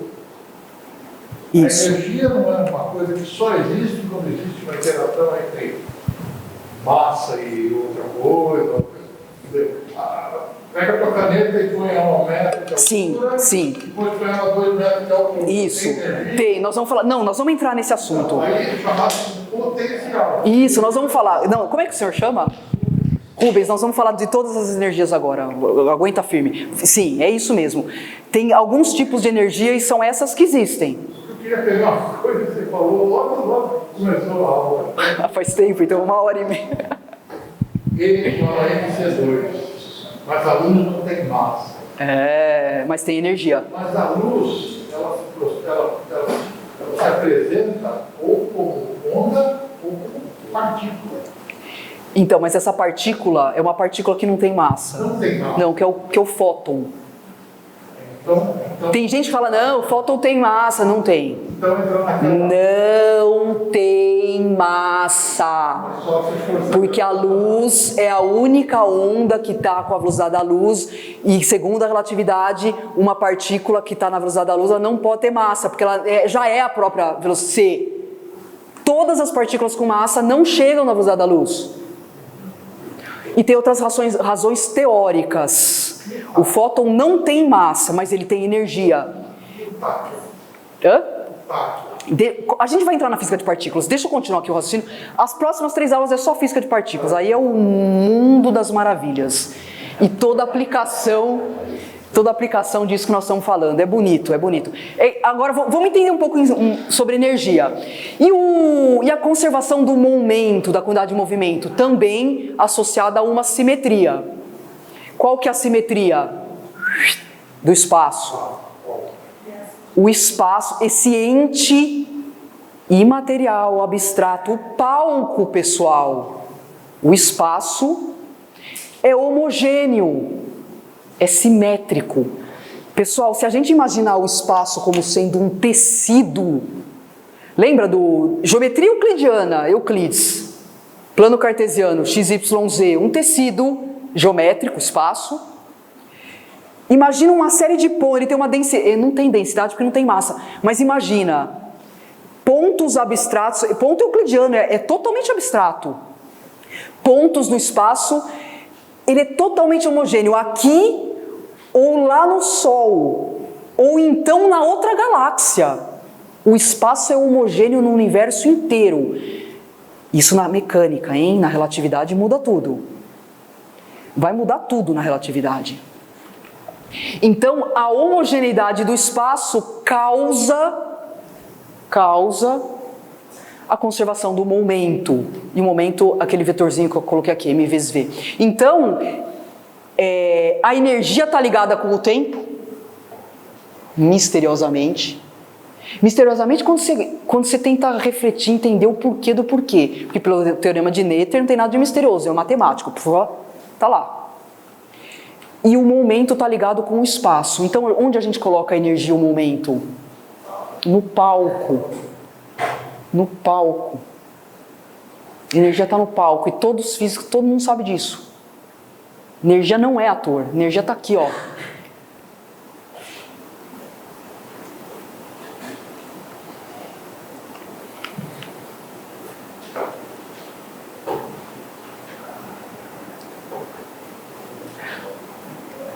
Aí você pega a concepção do Newton de matéria, a gente também aprende na escola, isso está em todos os livros de mecânica, que quais são as propriedades da matéria no universo físico clássico. Matéria portadora da inércia, tem até a primeira lei de Newton, né? Quanto maior a matéria, maior a inércia, dificuldade de mudar a trajetória, inércia, propriedade da matéria. A gravidade ou atração gravitacional, propriedade da matéria. E historicamente, essas duas massas também surgiram nos debates entre os cientistas. Vocês já leram sobre isso. A massa gravitacional e a massa inercial. A massa gravitacional é a que tem o poder, né, a propriedade de atrair outros corpos, e a massa inercial é aquela que tem dificuldade em mudar de velocidade, sujeita à lei da inércia. Então essas são as propriedades da matéria no entendimento da física clássica. O que vai mudar com a relatividade? Essas duas propriedades foram roubadas da matéria. E passaram para quem? Para a energia. Quem tem inércia é a energia. Quem tem gravidade, ou quem atrai outros corpos, ou quem encurva o espaço-tempo e causa gravidade, é a energia. Pessoal, a matéria vai desaparecer no desenvolvimento da física. O conceito continua, mas a gente vai entrar dentro e nós vamos ver que só existe energia no mundo. Isso é o fim da nossa novela, que a gente vai construindo tudo isso até o nosso quarto encontro. Então, essas propriedades aqui, da gravitação e da propriedade inercial vão ser transportadas para a energia. Então, é o fóton que tem inércia, que não tem massa. É a energia. É o fóton, é a energia que causa o campo gravitacional. E olha a bagunça, então. Agora vamos falar, antes de falar da bagunça, as duas energias da mecânica retratam essas duas propriedades da matéria. Olha como a organização ela é perfeita, né? Porque todas as ideias da mecânica estão dentro desse quadro. Quais são as duas energias da mecânica? Energia cinética e energia potencial. Uma energia do movimento e uma energia de interação. Interação entre os campos, nesse caso aqui é potencial gravitacional. Vocês lembram disso da escola? Lembram das duas energias? Que a soma das duas se conserva. Quer perguntar alguma coisa? Por que não é diretor, então? O quê? Nessa função que ela tem a energia? Não, porque ela está ligada ao tempo. Pelo teorema de Noether. Entendi, mas o conceito que você tinha falado de força igual a ar, colocando dois conceitos diferentes, massa e aceleração. E tem uma atribuição genérica onde ela pode ser aplicada em diferentes lugares. E por que não a energia que você está falando não seria diretor? No teu esquema. Mas é que a energia ela não dita como as coisas têm que ser. O diretor ele tem essa característica de permitir você fazer uma previsão, por exemplo, de onde o objeto vai estar. Com essa lei você faz uma previsão. Sim, mas com a energia, o potencial, se você tiver usado... Com a energia você não faz previsão nenhuma. Energia é uma coisa. Sim, você imagina quanto que teria naquele lugar em relação a alguma coisa. Mas você vê, de novo, é uma questão de ontologia. O diretor é uma lei. Energia não é uma lei. Energia é um conceito que está relacionado com o tempo, que é o palco. Um quiloton, uma bomba atômica, tem energia? Quiloton? Tom é tonelada, não. Não, é a quantidade de massa da... Mas eu digo assim, houve uma explosão nuclear que... Isso. Então, é o uso do E igual a MC2. Tem horas que você fala de massa, tem horas que você fala de energia. Porque as pessoas costumam colocar as duas como a mesma coisa. Nós vamos mostrar aqui que não é a mesma coisa. Se pudesse parar um fóton... Não pode. Não pode. Então o fóton, ele só tem energia porque ele está em movimento. Não, então calma aí, ó. Na mecânica, temos duas energias, a cinética e a potencial, tudo bem? Energia cinética é a energia do movimento. Todo corpo que tem velocidade tem energia cinética. Então ela é dada por, vocês lembram também, formulinha básica da escola, mv²/2. E a energia potencial? A energia potencial é uma energia de interação. É uma energia de configuração. Sistemas têm energia potencial. Sistemas agrupados, nós vamos falar muito de sistemas e de grudados. Grudados por campos, porque o campo é só isso, pessoal. O campo, seja ele gravitacional, elétrico ou o campo forte, da interação forte dentro do núcleo, ele faz o papel de cola, de grudar sistemas. Então, a energia potencial, ela é sempre advinda de um campo, de uma cola, que gruda o sistema.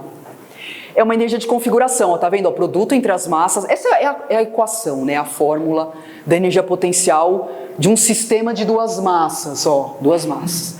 Fala.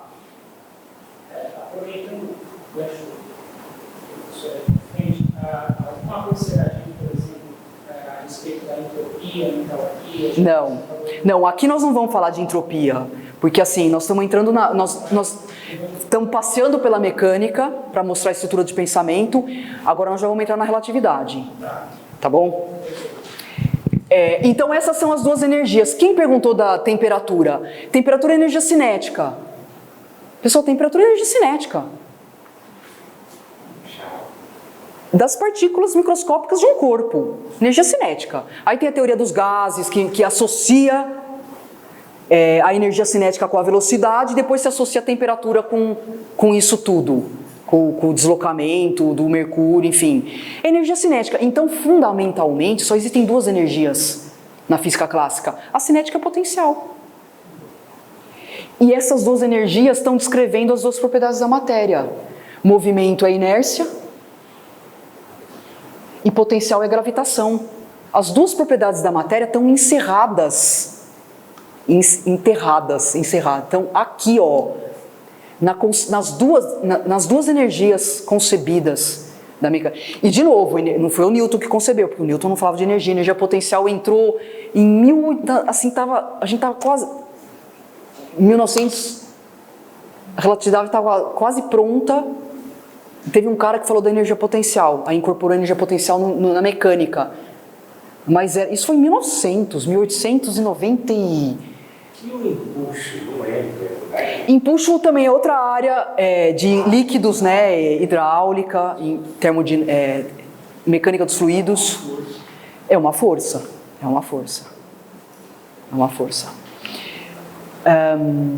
E aí o que o Einstein fez? Então agora eu vou começar a mexer no quadro. 1905, relatividade restrita. Ele lança 2 artigos. Que vai falar sobre a dinâmica do espaço e do tempo, palco. Tudo bem? Dinâmica do espaço-tempo, a cinemática relativística. Transformações de Lorentz, quais são as propriedades do espaço, do tempo. Vocês já ouviram falar aquelas consequências?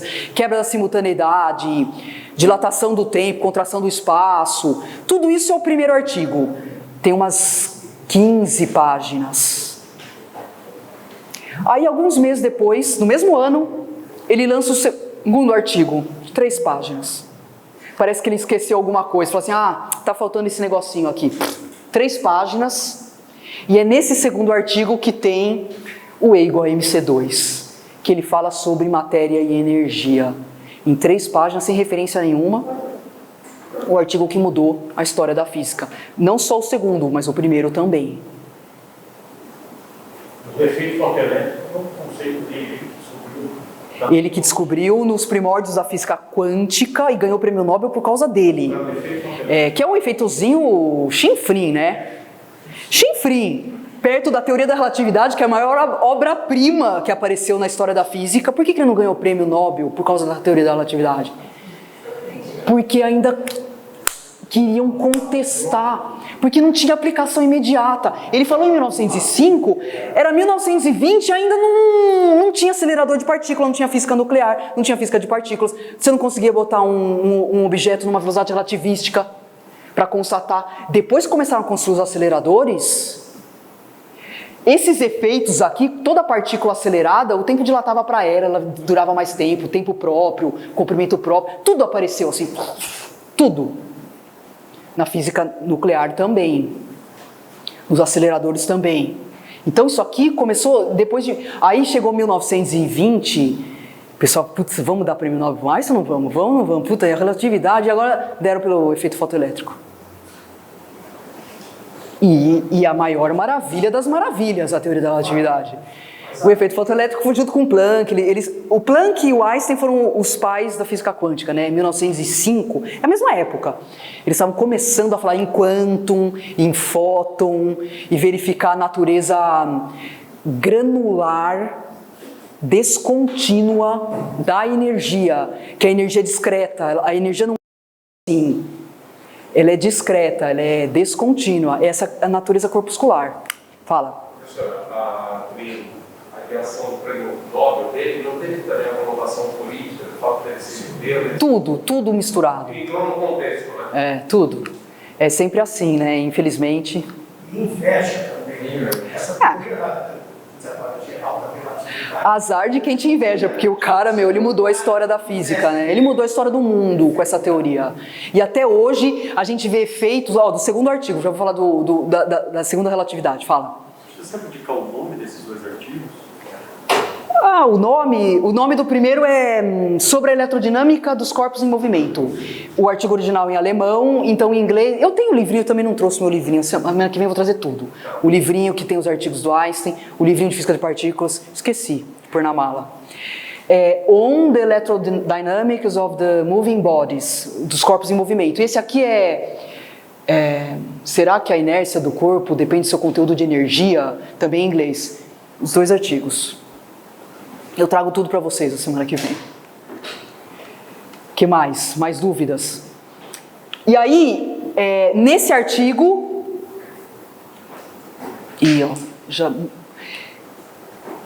Ele coloca o mc² ligado à energia, e todo mundo sabia que a energia era palco e que a massa era ator. Você percebe a incompatibilidade?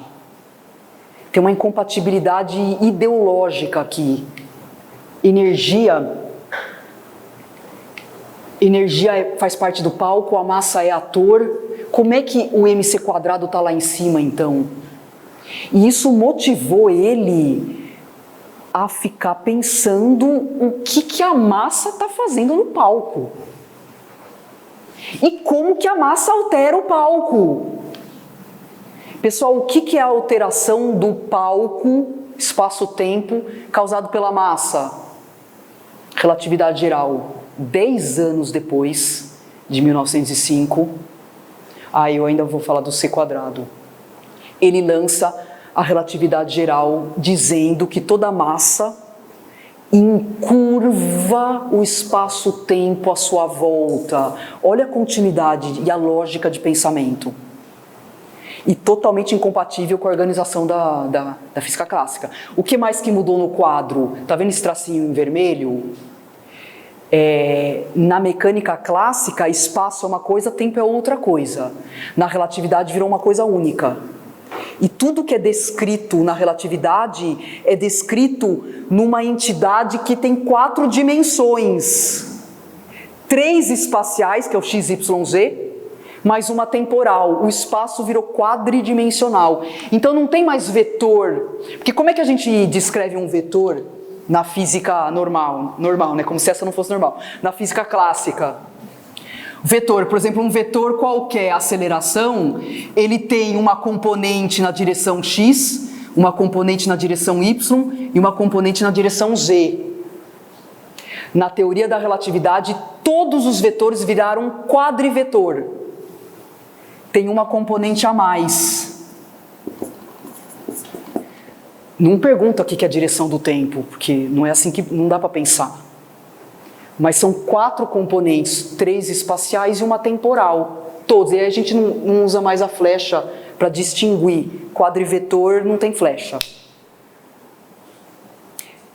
4 dimensões. Espaço e tempo fazem parte, estão acoplados. A descrição é com 4 coordenadas. Tem uma diferença de qualidade, óbvio, porque espaço não é igual ao tempo no sentido, mas eles estão juntos. A mesma coisa, o momento e a energia. Olha a perfeição. Você que perguntou da energia, por que ela é palco, ela tem que estar aqui no palco, porque momento e energia é uma coisa só. Juntou também momento e energia na relatividade. O momento, na relatividade, ele tem uma componente espacial, direção x, direção y, direção z, e ele tem uma componente no tempo. A componente no tempo é a energia. Olha que coisa louca. Então tem um sentido mais profundo tudo isso do palco. E aí você pergunta, bom, e o C², da onde veio? Pessoal, o C² veio do eletromagnetismo.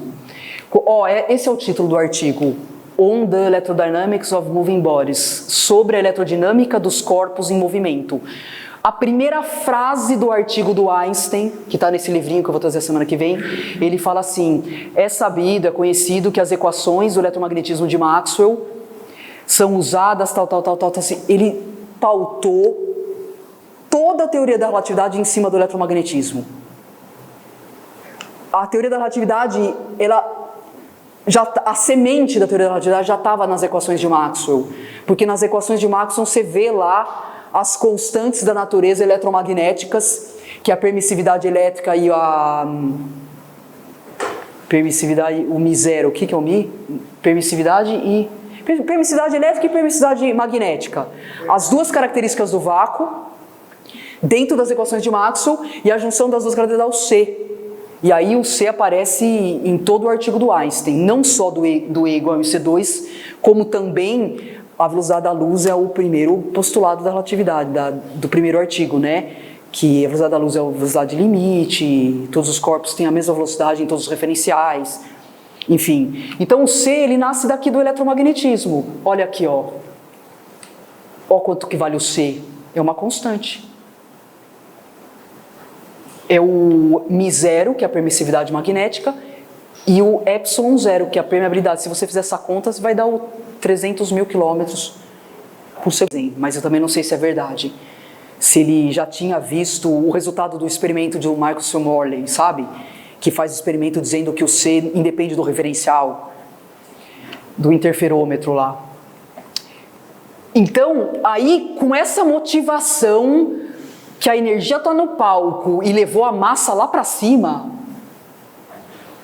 ele desenvolveu depois de 10 anos, 1915, a relatividade geral. E o que ele fala na relatividade geral? Que a massa encurva o espaço e o tempo, porque agora espaço-tempo é uma coisa só. Então, se você tiver um corpo muito massivo, olha que interessante, o espaço e o tempo, que é o palco, ele não é mais independente da massa. Ele juntou a massa com o espaço-tempo, ele fundiu o ator com o palco. Porque no Newton, na concepção newtoniana, o palco é pré-existente, podendo ou não ter massas. Podendo ou não ter massas, interagindo, o palco, o espaço-tempo já existe. Essa é a concepção do Newton. Aqui não. Ele fundiu a massa com o palco e a massa deforma as características do palco. O que é deformar as características do palco? É mudar toda a matemática da geometria. Não é mais Euclides. Sabe os 3 eixos, x, y, z? Não tem mais régua para medir distância num espaço curvo. A régua é a teoria. Tem que fazer um monte de cálculo para você calcular distâncias e tempo. O jeito que o relógio funciona num espaço-tempo curvo, em volta de uma estrela, nas proximidades de uma estrela, é diferente. Então o espaço não é mais homogêneo. Porque se ele é deformado, quer ver? Empresta uma folha de caderno para mim. Obrigada. Qual que é a ideia que a gente tem de curvatura do espaço-tempo? Assim, ó. Se você tem uma massa aqui no centro, no espaço plano, esse círculo é conhecido, né? O comprimento desse círculo é 2πr. Todo mundo conhece o comprimento do círculo.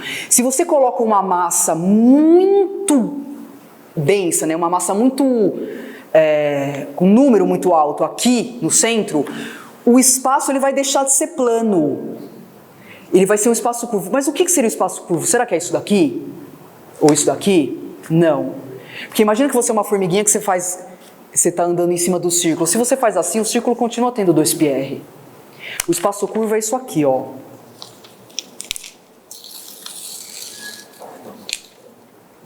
É isso daqui, ó. Agora, todas as medidas aqui foram alteradas. O círculo não tem mais 2πr e todas as distâncias internas aqui estão alteradas. Você não tem régua para medir, você tem que fazer todo o cálculo com a teoria da relatividade geral. Então, essa deformação do espaço Causa o quê com o movimento inercial? Olha a palavra inércia. Inercial da luz. A gente não aprende na escola e na ótica geométrica que a luz anda em linha reta? Olha aqui, ó, a luz anda em linha reta, ó. Tá vendo, ó? A luz anda em linha reta. Pois é, no espaço plano. No espaço plano ela anda em linha reta. E no espaço curvo? É a menor trajetória, o princípio da minimação. Geodésia. Menor distância entre dois pontos. No espaço curvo, não é a reta. É essa curva aqui. É isso que acontece com a luz. E nós vamos ver tudo isso também, as consequências disso. Então você vê o conceito de campo desapareceu. Não tem campo gravitacional, o que tem é curvatura do espaço. Curvatura. Você não fala de campo gravitacional. Você fala de uma métrica do espaço diferente, que não é mais a métrica que a gente, ortodoxa, né, tradicional, que a gente está acostumado. Acho que acabou, pessoal. Não acabou. Mais um pouquinho. Quais são as energias... nem eu mais lembro o que está escrito aqui. Quais são as energias que existem no mundo, então? Olha o salto que foi dado em 1905. Até 1905, só existiam duas energias na natureza. A energia do movimento e a energia da interação. Aí o Einstein, com E igual a MC2, coloca uma outra energia, inventa, né, no sentido figurado, uma nova energia concebida na natureza, a chamada energia de repouso, que é o mc². Todo corpo em repouso tem uma energia básica, uma energia primordial. Qual o significado dessa energia? Pessoal, só para essa caneta existir, a natureza gastou um pedágio energético. Só para essa caneta existir. Quanto? A massa da caneta vezes c². Só para essa caneta existir. Depois que ela existe, tá aqui, criação da matéria. Tum. Aí as coisas acontecem, movimento, configuração de sistemas. Então o Einstein concebeu uma energia primordial, uma energia anterior, uma energia de criação da matéria. É uma outra energia, é completamente diferente, Aqui é a energia do movimento, aqui é a energia de interação. Essa não é energia de criação, é uma energia primordial. Então, um átomo qualquer, em repouso, ele tem energia dada por um átomo de hidrogênio. A massa do átomo de hidrogênio é c², a energia de repouso do átomo. E nesse sentido, a relatividade é profundamente diferente da física clássica, porque na física clássica, uma partícula em repouso tem energia zero. Aqui não. Aqui já tem um ponto de partida e que tem que ser considerado em todos os problemas que envolvem energia. E você vai ver o que isso aqui vai causar na concepção do mundo, nas reações exotérmicas, nós vamos falar na próxima aula, no peso dos sistemas, no entendimento do átomo. Aonde essa viagem vai parar? Só com essa concepção de energia de repouso, da existência dessa energia de repouso. E para quem gosta um pouco de coisas, né, simbólicas, se a gente pensar nessas três energias do mundo, a cinética potencial e essa energia de repouso, que é uma energia primordial, a energia potencial de um sistema é sempre negativa. Nós vamos falar bastante sobre isso. A energia cinética é sempre positiva. E a energia de repouso? Não tem polaridade, então ela é anterior mesmo. Parece que tem uma... E você tem que pensar nas três para descrever o mundo. E as consequências disso, uma maravilha que vai ficar para a semana que vem. Acabou, agora acabou. Tá bom? Professora, faltou você se apresentar. Não tinha o primeiro slide? Meu nome é Fabiana. É Fabiana. Então você veio, onde você está?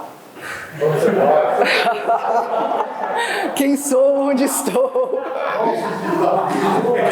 Eu sou física de formação, fiz graduação na USP, mestrado e doutorado também na USP, na área de ensino de física, eletromagnetismo e relatividade. Depois eu fiz pós-doutorado em Copenhague, na Dinamarca, também em epistemologia da ciência e educação. Voltei de Copenhague, passei num concurso, trabalhei 2 anos na Universidade Federal de Santa Catarina, em Florianópolis. Aí me deu um ciricutico. Eu voltei para São Paulo, porque minha família já estava há 20 anos morando em São Paulo, não queria ficar em Florianópolis. Larguei a universidade pública, fundei uma instituição sem fins lucrativos e hoje eu trabalho nessa instituição que divulga a ciência, promove o conhecimento científico e a gente quer levar isso para o Brasil inteiro. Esse conhecimento que é assim, tudo que eu estudo, faz 20 anos que eu estudo esse tema. Foi no meu mestrado, no meu doutorado, no meu pós-doutorado, que é o tema da massa, é o tema da minha vida, assim, é a coisa que eu mais... A massa. A ressignificação da massa desde Newton até a física de partículas com a partícula de Deus, até os dias de hoje, né? Não para o que a ciência está descobrindo sobre a massa. Você vê, tem muitos conceitos que ao longo do desenvolvimento da ciência, eles desaparecem, né? Por exemplo, o éter, o calórico. Isso, outros conceitos, eles deixam de ter significado dentro das teorias. Quando você pega o conceito de força, ele é muito usado na mecânica do Newton, no eletromagnetismo também, mas na relatividade a gente não fala a palavra força. Força a gente não usa. Agora, o conceito de massa, ele continua com uma enorme vitalidade, 4 séculos. O conceito de matéria foi inventado com Newton, 1600 e pouco. E até os dias de hoje, agora estão falando de matéria escura, energia escura. Então, assim, não acaba. E vocês vão ver, vamos falar tudo isso. Vamos falar tudo isso. E aí vocês vão ver onde vai dar essa viagem do E igual a MC2, a coisa mais excitante que existe. Então, é isso que eu faço, é divulgar isso em todos os meios possíveis, seja para público adulto, seja para adolescente. Ele já fez um curso de alunos de escola, né? Dou palestra em vários lugares, porque esse conhecimento é belíssimo. É isso que eu faço. É a quantidade de massa, a quantidade de matéria do corpo. Essa é a definição de Newton, né? Aí você vai ver. Você vai ver o que vai acontecer com a matéria. Não existe a matéria vai desaparecer.